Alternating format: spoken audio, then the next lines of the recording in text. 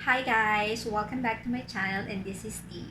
So, alam naman natin guys na if we are on a keto diet, medyo pricey talaga yung mga pastries. Cake, breads, loaf, pati yung pandesal. Yung pandesal guys, nag-check ako, parang ang nakita ko, 3 pieces, 450 or 4 pieces. Plus the delivery fee. So, magkano yun? Kung ang delivery fee niya, medyo malayo pa yung location mo, pwedeng umabot ng 150 yon. So, pwedeng umabot yung isang pandesal ng 50 plus to 75 pesos to 100 pesos. So, super pricey. Since wala nga tayong rice dito sa keto diet, since hindi nga siya pwede na mataas yung carbs content ng mga kinakain natin, so kailangan talaga natin mag-isip ng mga ways kung paano tayo at least makakatipid while we are on a keto diet. So, ako personally, I was able to experience na bumili ng cake. Ang isang cake guys, 750 pesos or merong mas mura, mga 650 pesos and above. So, isipin mo yung kung ganun siya kamahal. Why? Kasi nga yung mga ginagamit nila, maliban sa konti pa lang talaga, yung mga nagsaserve ng keto-friendly pastries, yung mga yan, cakes. Sa mall, kung pupunta ka, maswerte ka na kung makahanap ka talaga ng mga low carb or keto-friendly pastries na available. So, most of the time, sa Instagram mo sila makikita. And then, sa mga specific na place na kung saan yung mga pwesto nila.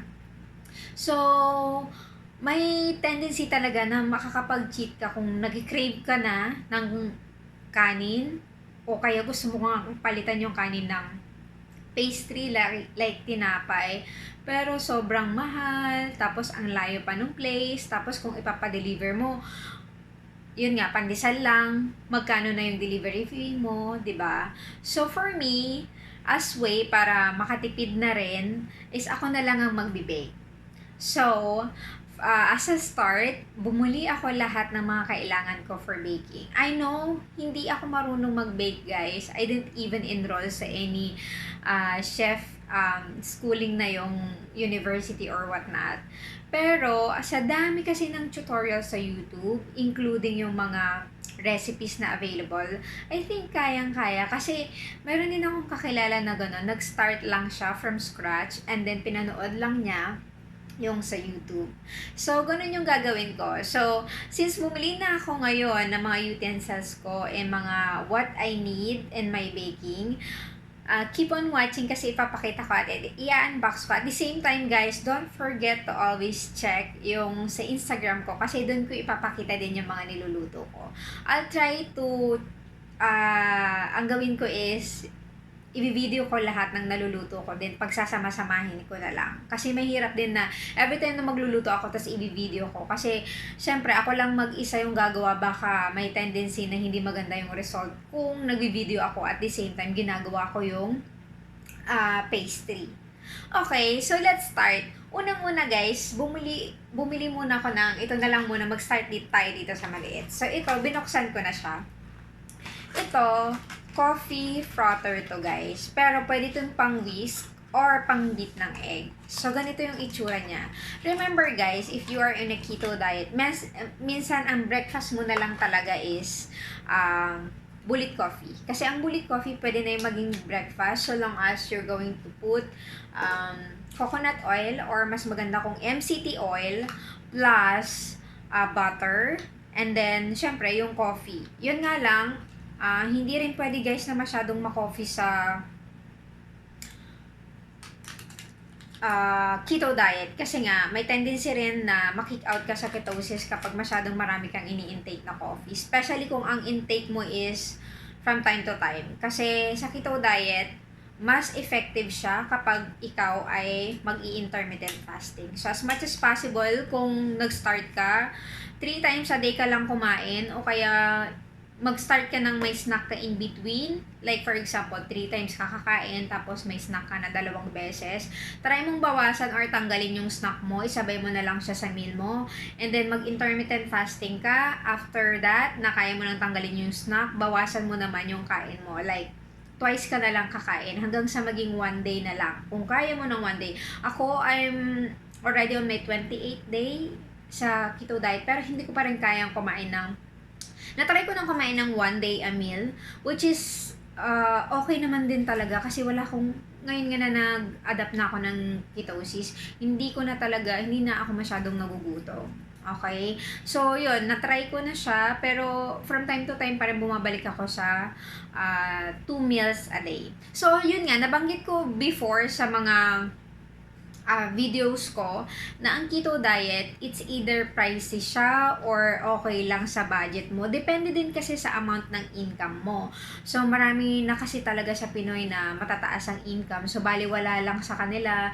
Ako nakikita ko sa IG, marami talagang nagpa-purchase ng mga cakes, mga pastries kahit na pricey. Kasi nga, minsan kailangan mo talagang mag-invest sa health kasi to be healthy is pricey talaga. Kahit saan tayo pumunta, ang hirap talaga na maging healthy unless na nakatira tayo sa probinsya na everything na what we have is tinatanim na lang.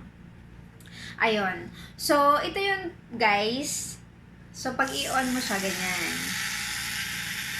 Ayan. Para maging coffee frother to, para maging frothy tsaka foamy yung coffee natin. Coffee talaga, yung coffee natin. At the same time guys, yung coffee mo na yon, 'di ba kasi kung mapapansin mo, naghihiwalay yung MCT oil tas yung butter kapag matagal mong inumin. So ito, igaganon mo lang siya. This is only 96 pesos. Actually, mura lang to eh. Parang 55 lang siya. Syempre, meron pa siyang shipping fee. So, umabot siya ng 96 pesos. Which is not bad.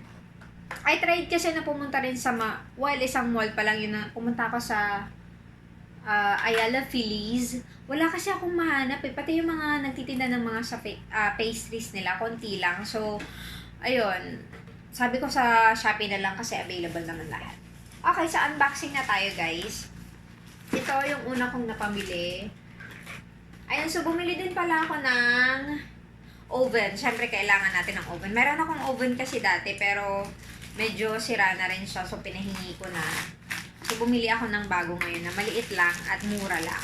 Kasi since mag-start na rin lang naman ako, hindi ko rin sure kasi guys kung kakayanin ko ng bongga tong gagawin ko. Pero, in my heart kasi parang na-adapt ko na talaga. Naging lifestyle ko na tong keto na to. So, ibig sabihin, gagawin ko siya. Kasi kung ako, mag-bake ako or gagawa ako ng tinapay, like pandesal, ganyan, gagawa ko ng 7. So, for a whole week ko na yun. And since 2 beses na, yun nga, nabanggit ko din na ang keto diet pwedeng maging mura kung magpo-focus ka lang sa mga available sa Pilipinas. Maraming gulay na available naman sa palengke na keto-friendly. Kahit yung mga gulay natin dito sa Pilipinas. So, kung yun yung mga gagawin mo, ganyan. Pero as much as possible, guys, always check your macro talaga.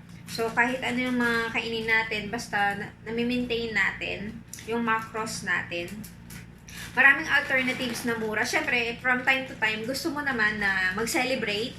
So, yun, siguro pwede ka talagang bumili ng cake, ganyan. Sarap kasi talaga ng mga goodies ng keto friendly na pastries. Kasi hindi mo mararamdaman na hindi sila totoong cake, ganyan. Kasi ang ginagamit din naman nila is sweetener. Katumbas din siya ng sugar, pero hindi siya carbohydrates. Wala siya masyadong carbs. Kasi nga, it's either, ang gagawin nila is monk fruit, galing talaga sa fruits yun. Yung mga natural talaga na ginagamit natin. Natural na gagamitin din talaga. Sorry, ayan. Sorry kung naguluhan kayo doon. Ayun, so ito, buksan natin. Ito yung sa cake. Ito kasi isang cake, naisip ko na rin na bumili. Though, wala pa ako masyadong balak gumawa ng cake. Pero bumili na rin ako kasi just in case gusto kong gumawa ng pizza. Dali lang kasi yung pizza din eh. So, ito, ipo-form ko lang. Ayan o, so nice. Diba? Ganda. Ito pinili ko kasi adjustable siya. By the way, sa Shopee, binili ko to sa fifl.ph. Though may mga iba kasi doon na kung i-check mo, yung ibang item, mas mura sa iba ka. So, baka mapamahal pa rin ako dahil sa shipping. So, at least ito, sabay-sabay na lang sila na darating. Plus, alam mo yun, sabay-sabay sabay-sabay, ibig sabihin, isa lang ng shipping fee na babayaran ko. So, okay na din. Ayan, tas bumili na rin ako ng pang cupcake. Ito, mura lang tong pang cupcake na to. Let's check, kasi binuksan ko yung Shopee ko. So, ito, for 50 pieces, 39 pesos lang siya. Hindi ko alam sa labas kung magkano to, pero gano'n no, yung lagay ng cupcake. And then ito, adjustable siya, 6 to 12 inches, 189. Though may nakita nga ako na mas mura dito eh. Pero okay na nga din kasi pag mahirap din na hindi sila sabay-sabay na dumating, tapos alam mo yun, mag-aantay ka lang lagi. So ito, okay din naman si seller, in-inform niya ako nung i-deliver na yung item. So bongga na rin. And ito yung mga kasunod. Excited na nga ako guys. Actually, tuwang-tuwa ako sa keto diet kasi hindi ako naboboard. Kasi ito, may matututunan na naman akong bago sa buhay, di ba? Titas of Manila naman na rin tayo. So, why not start baking, di ba? Ayan. So excited. Ang laki nga. Ito, oh. Gagawa ko ng bread. Siyempre pa, ang dali lang naman kasi ng pag may bread ka na, o ang palaman mo pwedeng peanut butter, mayonnaise, kasi yung mga yon, mayonnaise lagyan mo ng egg, o parang normal na kinakain din natin yun, which is keto friendly yung mga yon. Ayan, and then bumili din ako ng ganito kasi fat bomb naman yung gagawin ko dito. Alam mo yung guys, pag halimbawa nag-work ka rin, kasi ako home base lang, so kapag nag-work ka outside, tapos yung mga available food, like for example, kakain kayo sa fast food, syempre hindi ka kakain ng kanin, limited amount lang din yung mga pwede mong orderin doon na keto-friendly products. So, ang fat bomb is gagawa ka ng paghahaluin mo yung mga certain ingredients para ma-meet mo yung fat contents or yung fat sa macros ng keto diet. So, ito, maglalagay ako ng ganito. So, sa IG ko na lang ipopost kapag nakagawa ako. So, chocolate molds to. So, pwede kasi kang gumawa ng para mga chocolate flavor kasi nga ang chocolate ay keto-friendly din. Ito ay 89 pesos plus ito sa cupcake. Nakaka-excite.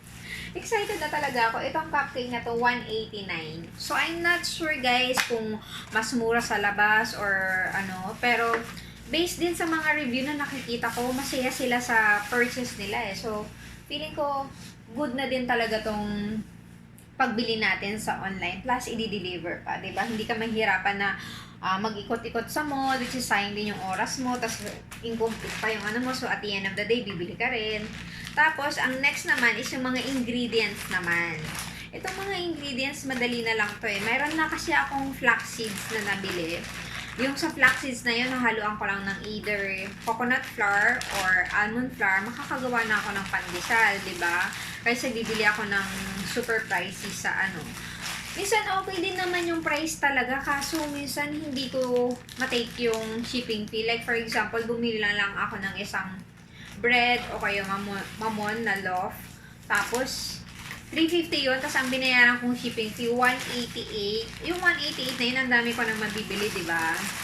Pero since super cravings ka, tapos ayaw mo ding makick out sa keto, so ayaw mong mag-cheat, na kumain na lang ng kung ano, yun, napipilitan ka na din. So, siguro, ito na rin yung way ko talaga. Siguro, feeling ko may enjoy ko din to. Diba? Nag-enjoy ka na, nakatipid ka pa. So, ito, sa binili ko sa Nutrifines. Actually, minsan nag-aalangan ako kasi syempre food to. Tapos, minsan iniisip mo parang, naku, sa online ko bibilihin. Tapos ito, ang maganda kasi sa Shopee, may mga repackage. So, dati natatakot ako na, ay, nire-repackage na lang nila. So, hindi mo alam kung saan talaga. Pero, based on sa review na nakita ko, and then, dun sa mismong seller, sila din daw pala yung nagsusupply sa ibang bakery na nagpo-produce ng low carb or keto-friendly goodies or pastries. So, ayun. Sabi ko, all good naman na to. Tapos tinignan ko yung review, maganda, mura pa. Ang mahal kasi talaga pag bumibili kasi ako sa healthy options, guys. Pero aminin naman natin, pricey doon. Makakamura ka na lang siguro kapag na-adapt mo na yung ketosis, tapos kaya mo ng one meal a day. O, so, tipid mo na yung 2 meals, wala ka na ring snack, 1 meal na lang. So, yun na yung makakamura ka sa keto. Siguro yun yung sinasabi din iba na mura. Feeling ko yun, dun din ako nag-start na sabi ko, mura pala kasi makakatipid na ako dahil hindi na nga ako ginugutom. Ayun, so, hindi ko alam kung paano to i-pronounce. Santan, gum, shantan. Ayan. Bumili ako nito kasi, naghahalo sila ng maliliit na amount nito. Though ito, man-made lang to pero, okay naman na siguro kung maliit lang yung ilalagay. Kung bumibili nga tayo ng pastries, hindi rin naman natin talaga alam kung ano yung hinahalo nila. So, at least ako, ito, on my own, alam ko na yung mga pinagko-combine ko, tapos ako na lang ang magbilang ng sarili kong macros. So, 2021 pa naman. Maganda kasi may best before siya. So, 50 grams lang to. Check ko kung magkano yung amount. Ang total na napamili ko pala dun sa fifl.ph sa Shopee na isang store, yung pinakita kong kanina is 670. So, ito, total amount nito, 570. So, actually, meron pa akong nasa cart kasi gusto kong mag-order pa ng mga nuts. Yun nga, pinadalhan din kasi ako ng kapatid ko. In fairness naman, supportive naman ang family natin. So, mayroon ako, mahilig kasi talaga ako sa nuts even before. Kaya gusto ko nga tong keto diet kasi ang daming keto goodies na available. Plus, yung mga favorite ko talaga is pasok naman sa banga. So, by the way, ito ay 570. Tapos, ito naman ay almond flour. Dalawa yung pinuha kong almond flour, guys. So, 2020 pa naman ang expiration date. 250 grams. Ang kinuha ko is yung extra fine. Tapos, yung regular. Kasi, hindi ko alam kung ano yung magugustuhan ko dito. Itong extra fine ba? Or itong regular. Ayun, excited na ako. Ayan maganda siya kasi may nakalagay na date, kung kailan siya mag-expire. Tapos, very good naman. And then, ito yung coconut flour ko. Coconut flour is mura, tapos nakalagay organic. 95 pesos tong 500 grams. Not bad, diba? 95 pesos. So, yung isang pandesal mo, pwedeng umabot ng 95 kasama yung shipping fee. So, not bad na rin. Ayan, so, all good na tayo dito. Ang total amount na napamili ko pala, guys, including na yung shipping fee, 3,135. Pero ang nagpamahal talaga dito sa mga pinamili ko is yung oven ko. Pero yung oven, considering na oven siya, na hindi siya yung maliit na oven, syempre, kasya tong mga binili ko na mga ganito. 1,699 siya, pero ang delivery fee is 100. So, naging 1,799. So, sa Shopee ko din to binili. At dineliver siya kaagad. I think nag-place ako ng order. Kung hindi, ano ba ngayon? Saturday. Siguro nag-place ako ng order Monday or mga Sunday, ganon. And then, dumating na siya lahat nung kahapon, Friday. So, mabilis din. So, ipapakita ko sa inyo yung Macromatic na nabili ko. Actually, ang daming nag-purchase nito. Yun ang maganda sa Shopee kasi nakikita mo kung ilan na yung nag-purchase, ganyan. Tapos makikita mo yung mga review. Ayan. So, ito siya, guys. So, hindi siya malaki, hindi rin siya maliit. Ayan. Since maliit din naman tong place ko, ito siya. Bongga na to para sa akin.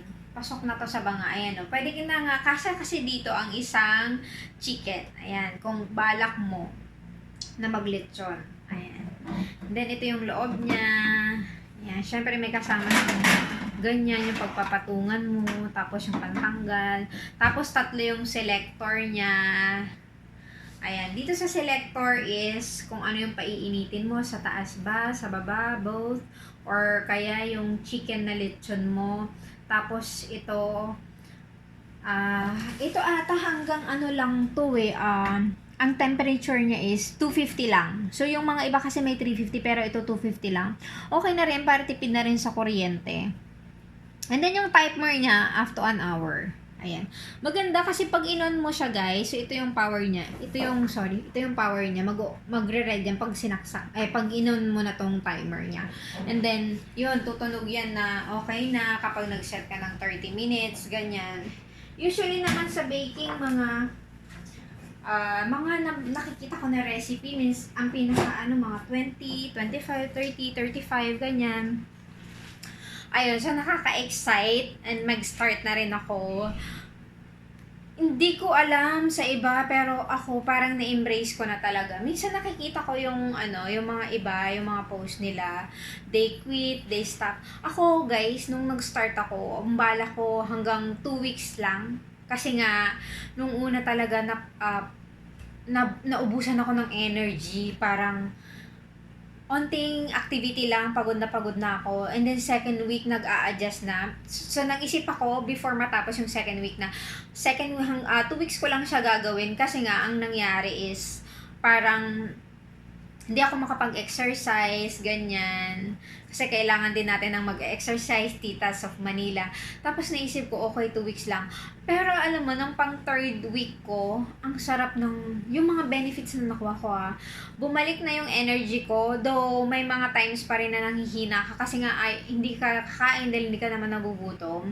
Pero so long as nasusuplayan mo yung macros na need ng katawan mo, kasi yung macros naman yun within the day So, kung kailangan mo ng 70 to 75 fats, kailangan mo ng 20 to 25 protein, 5 to 10 na carbs, masusuplayan mo yan basta balance yung kakainin mo within the day. Kaya yung mga nag-o-OMAD or 1 meal a day, ganun yung ginagawa nila. Balance lahat.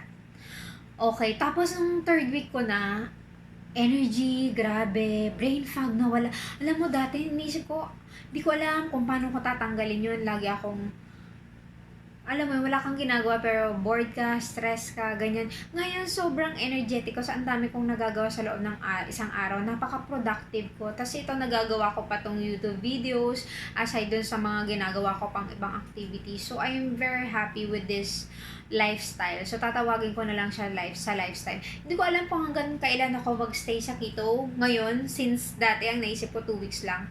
Ngayon kasi yung benefits na nakuha ko, pero ang ko lang, parang hindi ko gusto, well, not naman sa hindi ko gusto, pero kanya-kanya kasi tayo ng katawan, guys. So, nakita nyo, pumayat naman yung dito ko, pero dito, yan, medyo malambot pa siya. Kasi nga, siguro dahil mabilis akong pumayat, kaya, ayan malambot siya. Pero, based on my research, as we go along, siguro kung nakapang 6 weeks mo na, pero sabi talaga nila, kahit yung si Dr. Berg, kasi lagi kong pinapanood yun sa YouTube, try nyo din i-check yung YouTube videos niya. Sabi niya na since nga parang kasalanan din naman talaga natin minsan na nag-start tayo ng mga unhealthy habits natin, buffet tayo ng buffet, tapos alam mo yung pag nabubuffet ka para ako ganun ako before yung okay, para masulit yung pera ko, magkano to, 1,700, kakain ako ng todo-todo, ganyan-ganyan. Akala mo ikaw yung nanalo kapag ginawa mo yun, pero kawawa yung katawan natin. So, naisip ko, grabe ako mag-buffet dati. Nakaka 5 cups ako ng kanin sa Mang Inasal. Alam mo yun, naisip ko na hindi na ako babalik sa mga unhealthy na gano'n. Lalo na ngayon, yung metabolism din natin, kanya-kanya din tayo kasi guys, iba-iba talaga yung katawan natin. Tulad ko, akala ko mabilis na yung pagpayat ko, pero yung mga nag-message pa sa akin sa Instagram, mas grabe. Kahit yung mga nagko-comment dyan sa mga videos ko, sabi ko, mas grabe, mas malaki silang yung na-lost nila na kilograms or pounds ng first week nila kaysa sa akin. Pero ako kasi, pitit lang din naman ako, 4'11 lang ako, so hindi rin naman ako super taba. Overweight ako, pero hindi naman ako obese dati. At saka yung overweight ko, hindi naman bonggong overweight. Parang konti lang. Ang kailangan ko lang talagang tanggalin is 5 to 6 kilograms, which is na-achieve ko naman in my first week. At saka yung mga iba, iniisip nila, may mga nababasa din kasi ako na nag-quit sila kasi nga parang isang buwan na lang, ganito pa lang yung naloloss ko. Kailangan mo kasi talaga na maniwala sa diet na to. And then, yung progress kahit na maliit yan, malaki yan kapag nag-ipon-ipon na. Yung mga iba, pag mapapansin mo, nag-start din sila ng pero hindi nila tinigilan. In 3 months time, 10 kilos na yun, hindi nila namamalayan. So, may mga nakikita ako talaga na marami. Kung research ka ng research, ako kasi talaga nung start ako, ang hilig ko mag-research, mag-review, yun yung mga nakita ko. And ito, ayon kay Dr. Berg, kailangan talaga, since nga nagkikitaw tayo, hindi natin masusuplayan yung buong pangangailangan ng body natin, like potassium and magnesium, pero makakakuha naman tayo nun sa mga greens. Okay? Tayo sa Pilipinas, mga available is meron tayong kangkong, meron tayong okra, meron tayong moringa, yung malunggay, ang palaya, yun yung mga food na maganda. So, ako tinatry ko talaga na maglagay ng mga greens ko every meal. Yun ang gusto ko sa keto, parang nare-remind ako, okay, kailangan kong maglagay, ganyan, ng greens. Ayan. So, ayun, tapos exercise. So, i-update ko rin kayo guys kung ito magpo-firm, exercise, ganyan, yun yung mga kailangan ko. And then, nabasa ko, tapos ayun na rin kay Dr. Berg, maganda yung wheatgrass. Yung sa keto diet, yung wheat bread, hindi siya okay kasi ano pa rin yan, parang part pa rin siya ng ma-carbs pa rin kasi yon. Pero yung wheatgrass kasi, yung buong wheatgrass, hindi talaga, para siyang considered na greens na rin. Para siyang considered na vegetables. So, yun, pag yun ang i-intake mo, nag-order na rin ako nun kasi niisip ko baka yun din yung makatulong. Kasi overall, I'm good. Okay yung sa brains ko. Dati talaga, parang pag may sinabi, ang tagal ko bago mag-process eh. Ngayon nawala yung brain fog ko, ang sarap ng tulog ko, energetic ako, mabilis akong kumilos, nagagawa ko lahat ng dapat kong gawin. So far, so good. Yun na lang yung itong pagpayat ko siguro. Tapos yung exercise, kasi hindi rin ako nakakapag-exercise talaga guys. So nag-start ako July 1st. Nung nag-start ako, medyo may onting lakad, exercise, pero minimal din lang yun. Minimal din naman talaga ako mag-exercise dito lang sa bahay. Hindi ako nag-enroll sa gym. Though before nag-enroll ako, pero mas grabe yung pinayat ko ngayon compared nung nag-i-enroll ako. So, yun lang yung for today, guys. Let me know if you have any questions. Comment down below, and then sa Instagram na rin, message me na lang doon. Kasi minsan mas active ako sa Instagram, lalo na pag lumabas ako. So, yung phone ko lang yung dala ko. Sorry kung minsan hindi ko na nasasagot lahat yung mga comment na iba dyan. Pero, I'll try to manage my time para ma-update ko rin kayo. Yun lang. And then, yun nga, don't forget to check my Instagram. Sa Facebook, wala pa, pero soon i-update ko din yun. Sorry lang, yun lagi yung sinasabi ko kasi hindi nga kasi ako talaga ma-Facebook. So, si Instagram, doon ko ipapakita yung mga niluluto ko. And then, kung makikita nyo, nandun din yung mga pinapamalengke ko, niluluto ko, kung paano ko niluluto yung mga pinamalengke ko. Thank you so much. Don't forget to like, share, and subscribe, guys. Tapos, click nyo na rin yung notification bell para sorry guys, minsan nagaganon ako kasi bukod sa wala akong kasama dito sa bahay, tapos pagkausap ko yung family ko sa probinsya, ayan, panggalatok kasi kami, so minsan alam nyo na. Ayan, so don't forget to click the notification bell para ma-update kayo kung mayroon akong bagong uploads. So ayan, for sure weekly naman ako mag-update. Thank you! See you next! Bye!